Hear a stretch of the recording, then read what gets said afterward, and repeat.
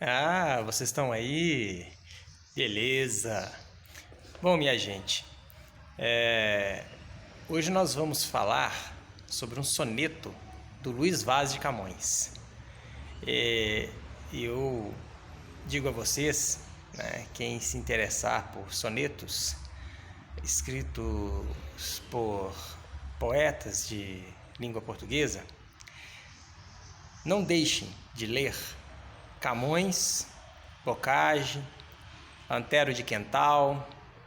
Esses aí são portugueses, né? O nosso Olavo Bilac, Vinícius de Moraes.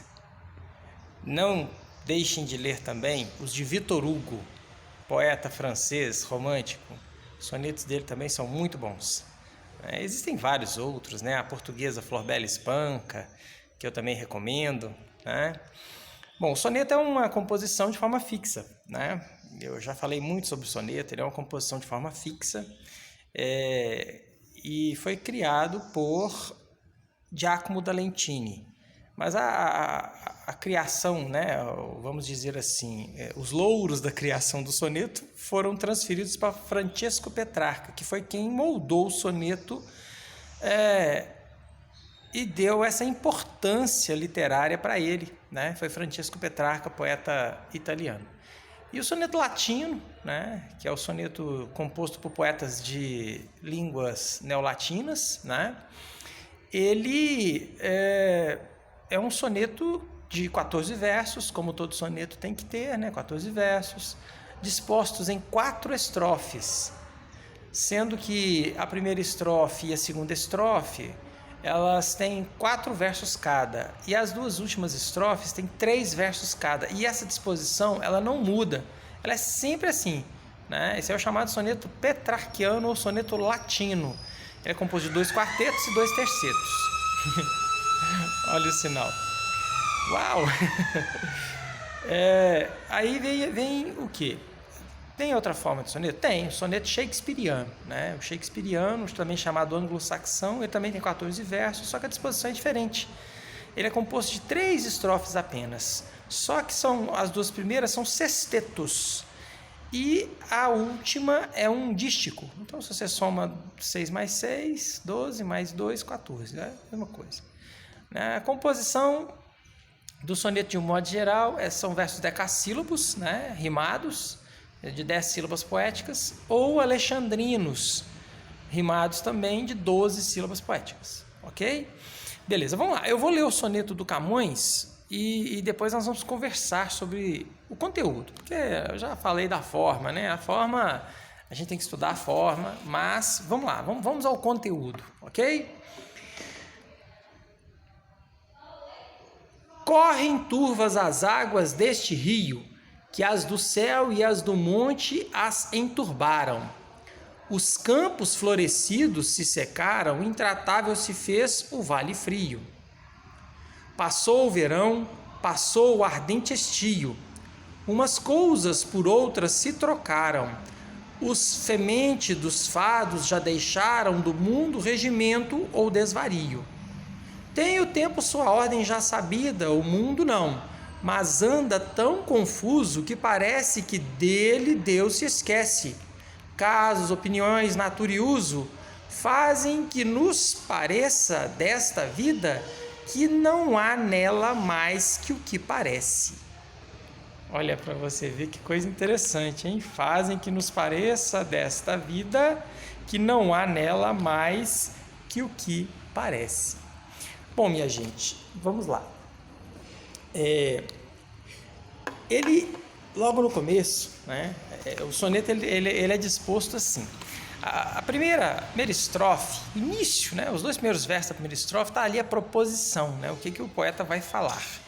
Às vezes isso se define já no primeiro verso, né, aí você vê o que o poeta vai falar. Agora, já no restante, né, da primeira estrofe, na segunda estrofe, né, na terceira estrofe, ele desenvolve o tema, certo? E Na estrofe, no segundo terceto, ou seja, na última estrofe do soneto, ele faz o desfecho da ideia. Nem sempre ele termina o assunto, ele deixa algo em aberto para reflexão. E o que acontece com isso? Bom, essa reflexão é a que nós vamos fazer, né? Nós vamos fazer aqui agora. Então vamos a ela. Veja só, ele escreve: correm turvas as águas deste rio. Repare, ele está falando da natureza, né? Correm turvas as águas deste rio, que as do céu e as do monte as enturbaram. O verbo enturbar é uma variação de enturvar, vamos dizer assim, né? Quer dizer, as águas do céu que deixaram turvas as águas do rio são as águas da chuva, né? Que trouxeram a enxurrada. A enxurrada deixou as águas do rio turvas, certo? E as do monte, correm turvas as águas deste rio, que as do céu e as do monte as enturbaram. Quer dizer, as águas do monte também, porque o que acontece? O monte, o rio veio arrastando, né, as coisas da montanha, né, detritos, folhas secas e tudo mais, tudo que se encontra pelo caminho, né? Principalmente, por exemplo, quando chove, certo? Então ele escreve: correm turvas as águas deste rio, que as do céu e as do monte as enturvaram. Vamos usar esse termo. Ele escreve enturbaram, é a mesma coisa. Os campos florescidos se secaram, intratável se fez o vale frio. Então, olha para você ver. Aqui ele está falando do tema universal da mudança. Também da passagem do tempo, porque é a passagem do tempo que provoca a mudança. Né? É a passagem do tempo que provoca a mudança. Então, o que acontece aqui? Né? Ele está nos falando sobre a questão do tempo e a mudança.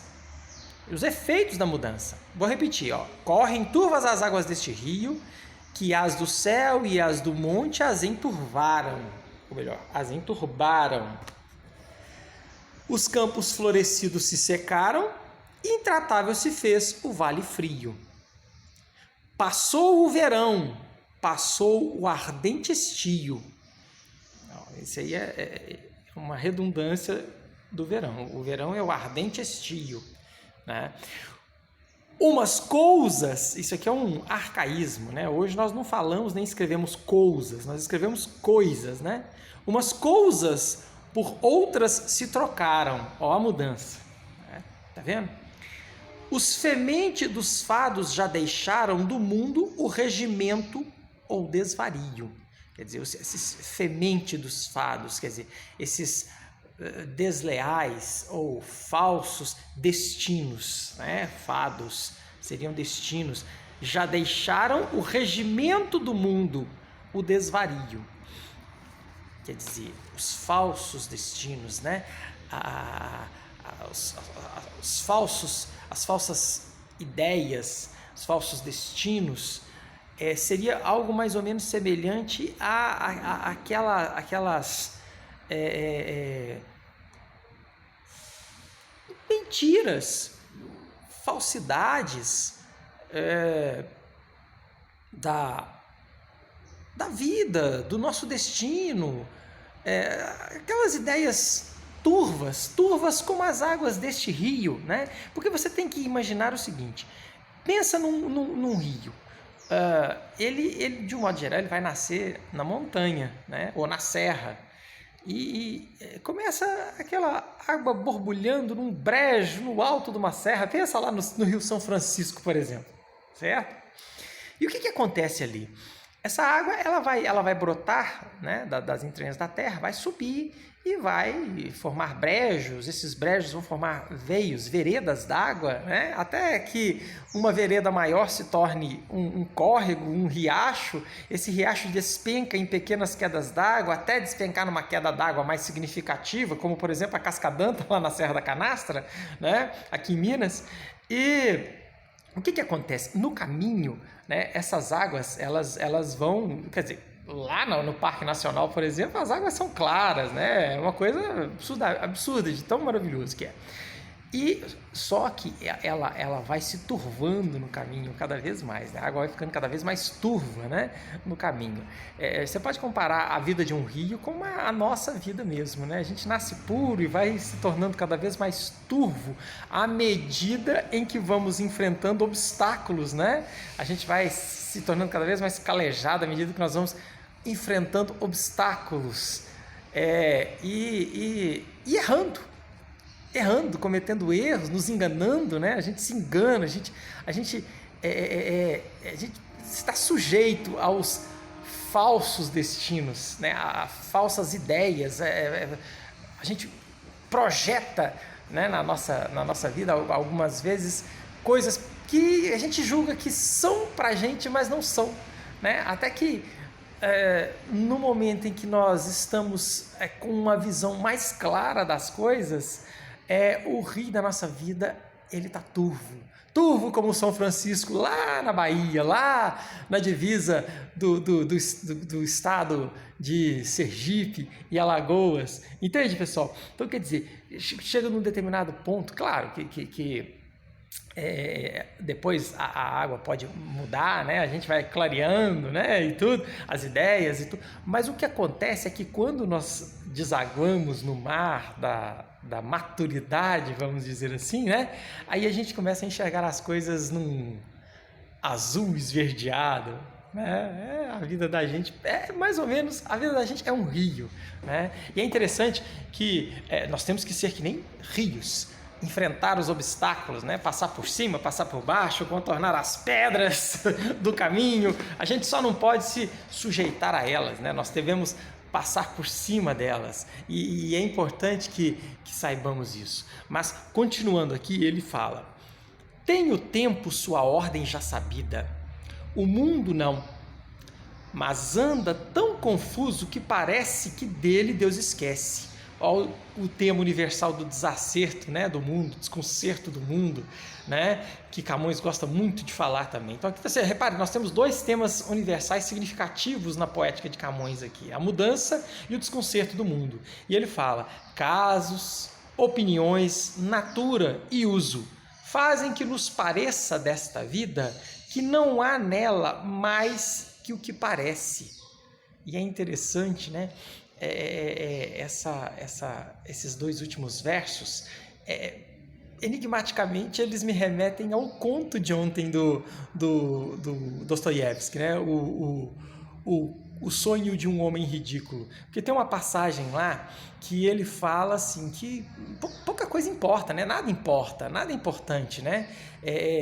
Que no final das contas nada tem grande significado. Ele até fala de dois cavaleiros, dois convivas, né? Dois caras que estavam com ele num local, se não me engano, um bar ou restaurante, uma coisa assim. Eles estavam lá conversando, aí eles começavam a se debater e ele lá calado, né, e tal, pensando no quanto ele é ridículo, lembra? E o que acontece? De repente, ele intervém no assunto dizendo que vocês estão discutindo sobre isso daí, mas vocês mesmos não se importam. Vocês não se importam com nada, né? Não há nada a se preocupar, a se importar, né? Então, quando a gente lê esses versos do Camões aqui, né? Ele fala, olha só: casos, opiniões, natura e uso fazem que nos pareça desta vida que não há nela mais que o que parece. Bom, gente, aí é que tá. Na vida há muito mais do que o que parece. Nós não devemos pensar com os olhos.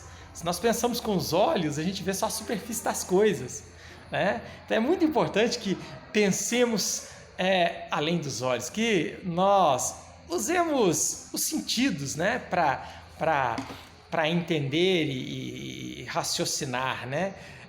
Nessa hora me vem uma frase latina: nihil est in intellectum quod prius non fuerit in sensu. Nada vai para o intelecto sem antes passar pelos sentidos. Então, nós devemos não só pensar com os olhos, mas com os ouvidos, pensar com o paladar, com o olfato, com o tato, usar todos os sentidos, se possível até o nosso sexto sentido, para enxergar a realidade. Por quê? Para a gente não cometer, né, o erro de tratar as coisas apenas pela superfície delas. Lembra de eu falar que a vida da gente ela é como um rio, né? E o rio ele tem a superfície e tem o raso e o fundo, né? Então, quando nós conhecemos apenas a pele das coisas, a superfície das coisas, né, e das pessoas, a gente sabe muito pouco delas, a gente sabe muito pouco das coisas, a gente sabe muito pouco das pessoas. Mas quando nós resolvemos conhecer de profundes os rasos e os profundos de nós mesmos e dos outros, né, aí sim a gente pode dizer que está começando a aprender alguma coisa. Gente, eu não vou nem dizer o quanto é bom conversar com vocês. E espero que vocês tenham gostado desse nosso bate-papo, tenham gostado de Camões, sonetos de Camões, né? Quando fala assim, vai ler um soneto, leia um soneto do Camões, todo mundo pensa, meu Deus do céu, eu não vou entender nada, né? Não é bem assim não, gente, olha, poesia, nós vamos para uma academia para condicionamento físico, né? Pois é, a academia do cérebro é poesia. Leia poesia, leia sonetos, por exemplo. Leiam sonetos desses poetas que eu falei no início do vídeo. Leiam. Porque ali você vai fazer academia para o cérebro, é tonificar seu cérebro. É um jogo de raciocínio, sabe? É brincar de Sherlock Holmes. Quem não gostaria de brincar de Sherlock Holmes, né? Então, espero que vocês tenham gostado. Grande abraço, viu? E fiquem com Deus. Não esquece de curtir o vídeo, né? Fazer um comentário bacana, nem que seja um joinha aqui. E compartilhem, tá bom, pessoal? Compartilhem. Grande abraço. Fiquem com Deus.